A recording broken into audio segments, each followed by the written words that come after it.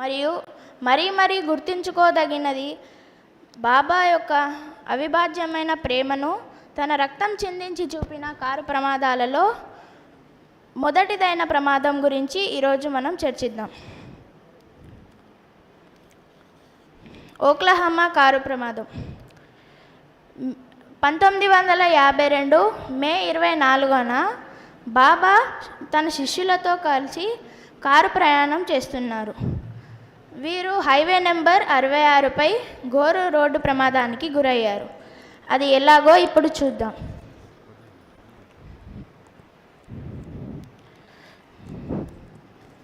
బాబా తన మండలి వాళ్ళతో కలిసి ముందుగా ప్రేగ్ నగరం నుంచి కాలిఫోర్నియా నగరంకు వెళ్ళాలని నిశ్చయించారు. అమెరికాలోని ఓక్లహామా రాష్ట్రంలోని ప్రేగ్ అనే ప్రాంతం వెలుపల ఈ ప్రమాదం జరిగింది. అంతకుముందు రాత్రి కురిసిన వర్షం కాలంగా ఆ రోడ్డు మొత్తం జారేగా ఉంది. సో బాబా ప్రయాణించిన కారు పేరు నాష్ ఎయిర్ ఫ్లైట్ సెడన్. బాబా ఆ ప్రమాదం జరిగిన సమయం 10:15. ప్రమాదం ఎలా జరిగిందంటే యాంథనీ జోసెఫ్ పాల్మేరీ వీరు కొరియన్ యుద్ధ వీరుడు. ఈ యుద్ధంలో ఆయన తన 2 కాళ్ళను కోల్పోయాడు.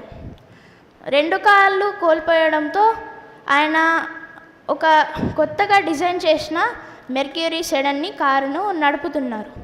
సో అంతకుముందు రాత్రి రోడ్డు మొత్తం జారేలా ఉంది కాబట్టి ఈయన ఒక ట్రక్ని ఓవర్టేక్ చేస్తూ బాబా కార్కి వెళ్ళి బలంగా గుద్దేశారు. ఆ కార్ని గట్టిగా గుద్దడంతో బాబా కారు నుండి బయటకు వచ్చి రోడ్డు పక్కనున్న బురద కుండలో పడిపోయారు. ఆయన ఎడమ కాలు 2 చోట్ల విరిగింది. ఎడమ భుజం ఎముక మరియు ముక్కు ఎముక విరిగాయి. దంతాల ఆమరిక దెబ్బతినడం వల్ల నోటి నుండి విపరీతంగా రక్తం కారింది. బాబా యొక్క వెనుక సీట్లో కూర్చున్న మెహ్రా ఈమెకు తలపై తీవ్రంగా గాయాలయ్యాయి మరియు ప్రాణాపాయ స్థితికి చేరుకుంది. బాబా యొక్క కార్ని నడుపుతున్న ఎలిజబెత్ ఈమెకు చేతులు పక్కెటెముకలు విరిగి స్టీరింగ్ వీల్ మధ్య చాలా ఇరుక్కుపోయింది. ఎదురుకాళ్ళు అంటే యాంథోనీ ఎవరైతే ఉన్నారో ఆయన కార్కి మాత్రం ఏం కాలేదు. ఆయన కారులో ఇంకా యాంథోనీతో కలిసి ఆయన భార్య మరియు భార్య వాళ్ళ అమ్మ కలిసి కూర్చున్నారు. కానీ వీళ్ళ ముగ్గురికి మాత్రం ఏమి కాలేదు. సో ఆ ప్రమాదం జరిగిన తర్వాత బాబాను త్వరగా దగ్గరలో ఉన్న ప్రేగ్ క్లినిక్ అని ఒక హాస్పిటల్కి అయితే తీసుకువెళ్ళారు. అక్కడున్న డాక్టర్ బర్లెసన్ ఎటువంటి అనస్థీషియా ఇవ్వకుండానే బాబాకు విరిగిన ఎముకలను సరిచేశారు, కట్టారు. ఆ సమయంలో బాబా కనీసం ఒక మూలుగ శబ్దం కూడా చేయలేదు. అంతటి నరక ప్రయాణమైన శారీరక నొప్పిని అనుభవిస్తూ కూడా బాబా ప్రశాంతంగా డాక్టర్ కళ్ళల్లోకి చూస్తూ ఒక దివ్యమైన చిరునవ్వును చిందించారు. ఆ ముఖంలోని ప్రశాంతత, ఆ కళ్ళల్లోని ప్రేమను చూసి డాక్టర్ బర్లెసన్ మొదటిసారిగా తీవ్రమైన ఆశ్చర్యానికి లోనయ్యారు. చికిత్స జరుగుతున్న సమయంలో తీవ్రంగా గాయాలైనాయి. సో బాబా ఆయన పక్కన ఉన్న శిష్యుల్ని తన ఆల్ఫాబెట్ బోర్డుని తీసుకురమ్మని ఆదేశించారు. బాబా ఆ బోర్డుపై అక్షరాలను వేగంగా చూపిస్తూ డాక్టర్కు ఒక సందేశాన్ని ఇచ్చారు. నాకంటే ముందు తలకు తీవ్రంగా గాయపడిన మెహ్రాకు చికిత్స చేయండి, నా గురించి చింతించకండి అని అన్నారు. తన శరీరం పూర్తిగా విరిగిపోయిన స్థితిలో ఉన్న తన గురించి కాక తోటివారి ప్రాణాల గురించి ఆలోచిస్తున్న బాబా నిస్వార్థ గుణాన్ని చూసి డాక్టర్ ఆశ్చర్యంతో నోరెళ్ళబెట్టారు.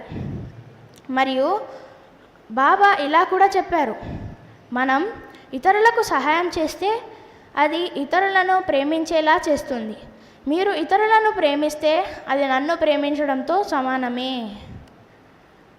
ఈ సంఘటన జరిగిన కొన్నేళ్ల తర్వాత డాక్టర్ బర్లెసన్ కొన్ని మాటలు చెప్పారు.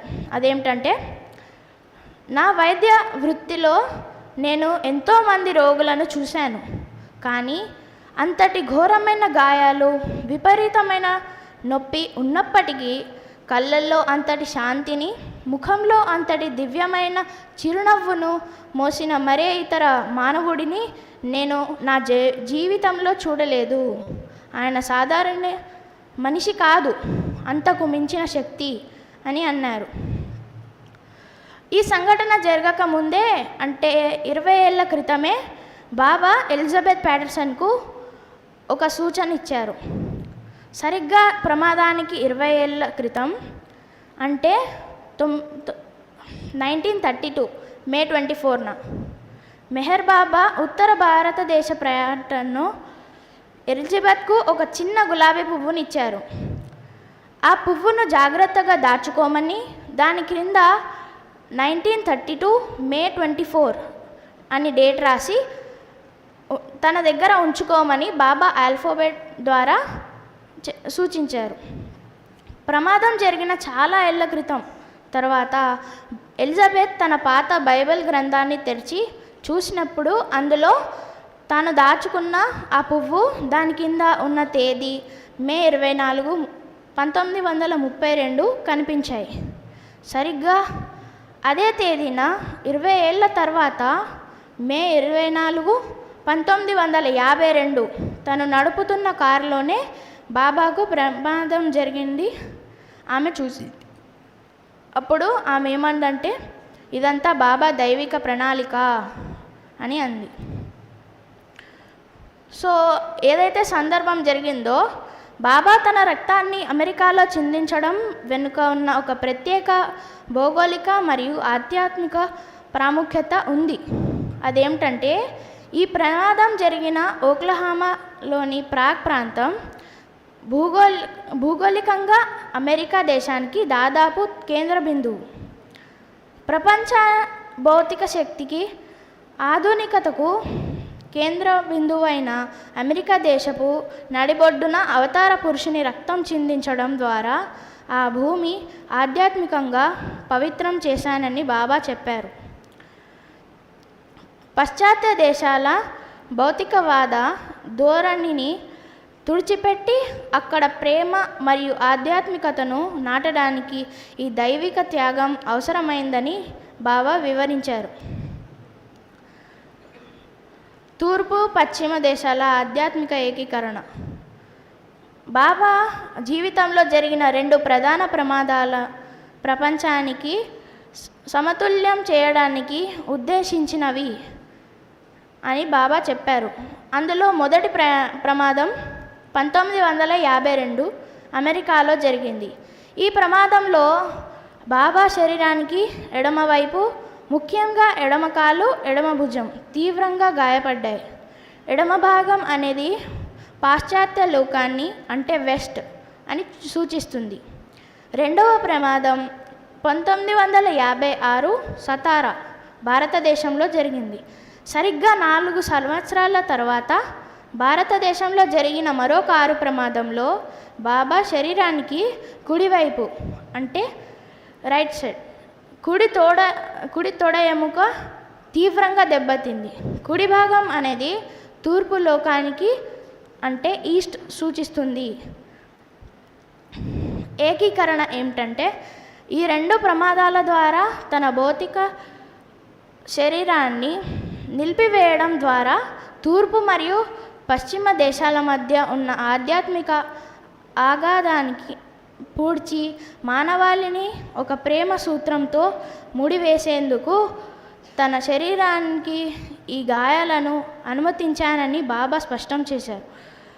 బాబా జీవితం మరియు ఆయన బోధనలు మానవాళికి ఒక గొప్ప దిక్సూచి. మాటలు కంటే నిశ్శబ్దంలోనే నిజమైన దైవిక శక్తి ఉందని నిరూపించారు. 1952 నాటి ఓక్లహామా ఘోర కారు ప్రమాదం లాంటి కష్ట సమయాల్లో కూడా ఆయన చూపిన అపారమైన సహనం, నిస్వార్థ గుణం మరియు అచంచలమైన చిరునవ్వు ఆయనలోని దైవత్వానికి నిదర్శనాలు. ప్రపంచాన్ని ప్రేమ, కరుణ మరియు నిస్వార్థ సేవ అనే సూత్రాలతో ఏకం చేయడమే ఆయన ధ్యేయం. అవతార్ మెహర్ బాబా కీ జై.